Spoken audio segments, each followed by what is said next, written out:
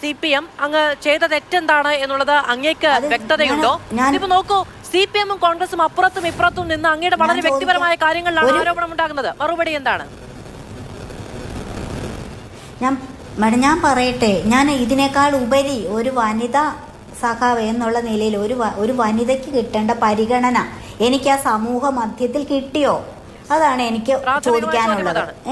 എന്നെ അകത്തേക്ക് കയറ്റി വിടാതിരിക്കാൻ എൻ്റെ ചോദ്യം അതാണ്. ഞാൻ അകത്തേക്ക് കയറി പോകുന്നതിന് തടസ്സപ്പെടുത്തിക്കൊണ്ട് ഈ ചെറിയ സഖാക്കളായ ജിഷ രഞ്ജിത്ത്, സുമ വിശ്വംഭരൻ അവരൊക്കെ എൻ്റെ മുഖത്തടിച്ചു. ഞാൻ ഇത്രയും നാൾ പ്രവർത്തിച്ചു, നല്ലൊരു പ്രവർത്തിയാന്ന് ഇവർ തന്നെ സമ്മതിക്കുന്നുണ്ടല്ലോ. ഇവരുടെ എല്ലാവരുടെയും മുമ്പിൽ വെച്ചാണ് ഈ സംഭവം നടന്നിരിക്കുന്നത്. അതൊരു സോഫ്റ്റായിട്ട് പോയൊരു സംഭവം അല്ല. അത് ശരിക്കും പറഞ്ഞാൽ ഞാൻ അതിൻ്റെ പ്രത്യാഘാതം ഇപ്പോൾ അനുഭവിച്ചുകൊണ്ടിരിക്കുകയാണ്. എനിക്കിപ്പോൾ ഞാൻ ഇരിക്കുന്ന ശ്രദ്ധിക്കാമല്ലോ, എനിക്കിപ്പോൾ എൻ്റെ ശാരീരികമായി ശരിക്കും അവർ ഉപദ്രവിച്ചിട്ടുണ്ട് എന്നെ. എൻ്റെ തലമുടി കുത്തിനൊക്കെ വലിച്ച്, എൻ്റെ കയ്യിൽ ഒന്നും ഉണ്ടായിരുന്നില്ല. എൻ്റെ തലമുടി കുത്തിന് കുത്തി പിടിച്ചാണ്, ഒരു സഖാവ് കഴുത്തിന് കുത്തി പിടിച്ചാണ്. അപ്പോൾ എൻ്റെ വസ്ത്രം പോയതാണ്. അത് അവർക്കൊരു നേട്ടമായി കാണുക. കാരണം ഞാൻ അവിടുന്ന് എന്നെ മാറ്റണമെങ്കിൽ ഇത് ആരുടെ ഐഡിയയാണെന്ന് എനിക്കറിയത്തില്ല.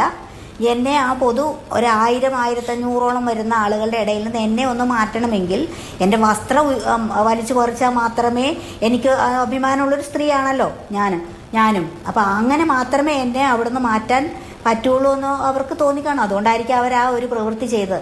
ഞാൻ അവരുടെ കൂടെ നിൽക്കുന്ന ഒരു സഖാവാണ് എന്ന് അവർക്ക് ഇപ്പോഴും ബോധ്യം ഉണ്ടായിരുന്നെങ്കിൽ അവരെന്നോട് ഈ പ്രവൃത്തി ചെയ്യുമായിരുന്നോ? അതാണ് എനിക്ക് ചോദിക്കാനുള്ളത്.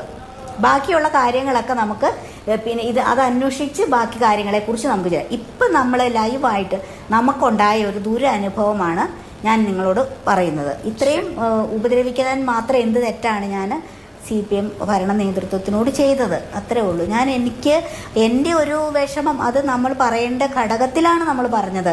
അല്ലാതെ നമ്മൾ പബ്ലിസിറ്റി കൊടുത്ത ഒരു പബ്ലിക്കിൻ്റെ ഇടയിൽ ഇവരുടെ ഇമേജിനെ തടസ്സപ്പെടുത്തുകയോ ഒന്നും ഞാൻ ചെയ്തിട്ടില്ല. ഞാൻ പറയേണ്ട ഒരു തലത്തിൽ മാത്രമാണ് ഞാനൊരു പരാതി. അതൊരു ചെറിയൊരു ബ്രാഞ്ച് സമ്മേളനം, ഒരു 8-10 പേരടങ്ങുന്ന ഒരു കൂട്ടത്തിലാണ് ഞാനിത് പറഞ്ഞത്.